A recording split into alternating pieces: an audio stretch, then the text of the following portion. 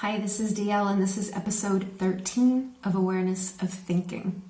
Today I am going to be hopefully correcting some misunderstandings, or perhaps a better word would be assumptions, about what I'm trying to convey in these videos.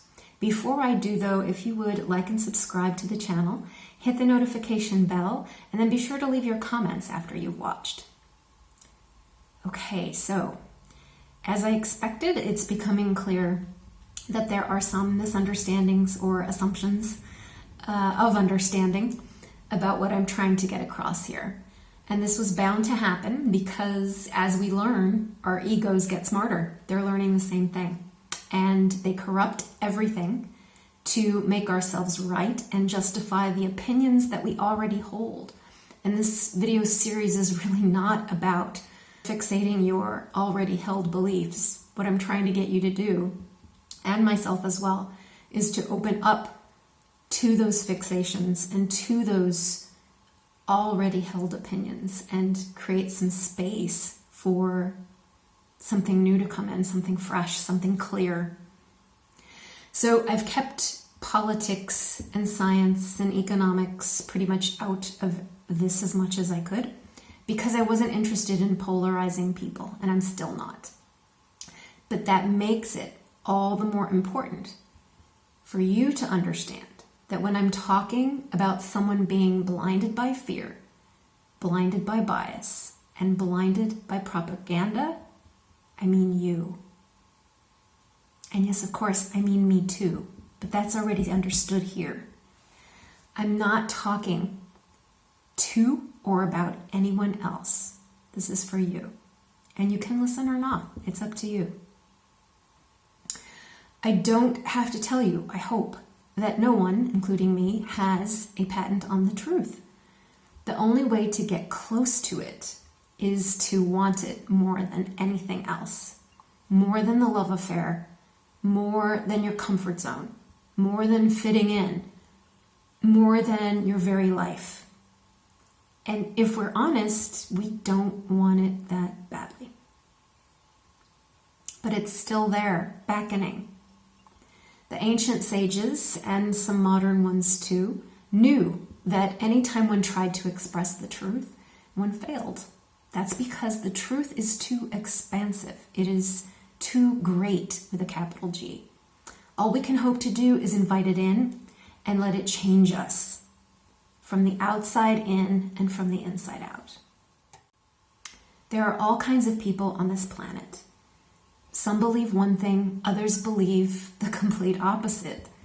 We spend so much of our time holding each other in judgment for our differences, as if we were, not even as if, but because we are threatened by what is different. And we need to look more deeply at that. What are we afraid of? I started doing a wrathful deity Buddhist practice. There's a deep misunderstanding about wrathful deities.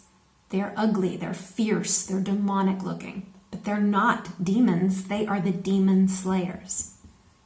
In this practice, I'm committing to look and see. I'm committing to practice observing from an integrated place that denies nothing. I am committing to accept the beautiful and the ugly, what feels great and what turns my stomach. I am committing to see it all the same, awe-inspiring or terrifying illusion, but illusion nonetheless.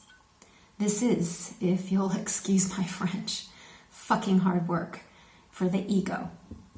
But consequently, it is nothing at all for pure awareness.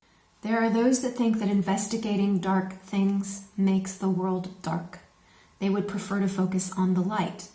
And there's nothing necessarily wrong with that choice, but it is limiting. As my artist husband teaches his students, we need dark spots in a landscape in order to see the contrast with the light. The idea that darkness is what makes the world dark is a misunderstanding. Darkness requires the light of witness. It requires clear seeing, pure perception. Reality requires light and dark. I was in a conversation the other day sharing some of my investigations into a very current, very controversial topic. My fault was that my language was fear-based and gave the impression that my experience of it was there as well. And maybe it was to some extent. But mostly I was using the only language I could at the time to convey aspects of my experience. But this experience was also from a higher place, an observational, curious place, a truth-loving place. I felt some judgment coming from this friend, albeit restrained with some effort, that I was falling down some hole that a spiritual person should know better than to fall down. My reaction to feeling judged was to turn around and judge my friend for bypassing the shadow and ignoring the suffering of others. We were both wrong in our judgment. We were each walking as we're meant to walk in that moment. He focused on the light and I focused on the dark. The only error would be in either of us thinking one was somehow more spiritually evolved than the other. It takes all kinds, but we are constantly entering conflicted states with those who see things differently.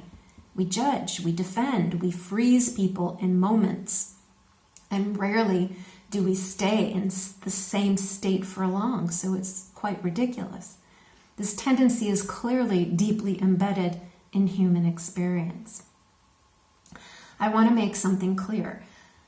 Looking into the dark doesn't magnify the dark. It may give the illusion of being magnified because you focus on it, but it remains what it is and what it always has been. It hasn't changed. You have. Your awareness has grown. It doesn't make the world a worse place if you look. It makes it saner. It makes it more integrated. And when I speak about facing fear here, as I have done over and over, I mean your fear, not someone else's, though I could argue we do indeed share the same basic fears. I can't be the only person who's noticed that people on completely opposite ends of the spectrum on any debate are using the exact same offensive and defensive arguments. Think about what that is saying. The delusion has us all. Each must face his own shadow. You can't righteously judge another person for not having the exact same fears as you that they won't look at.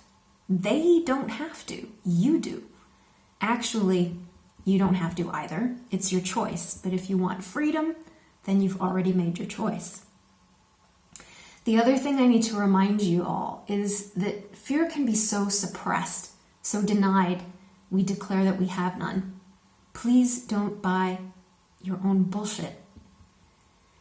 Fear has many faces and many insidious triggers, many buried aspects that don't necessarily present obviously as fear.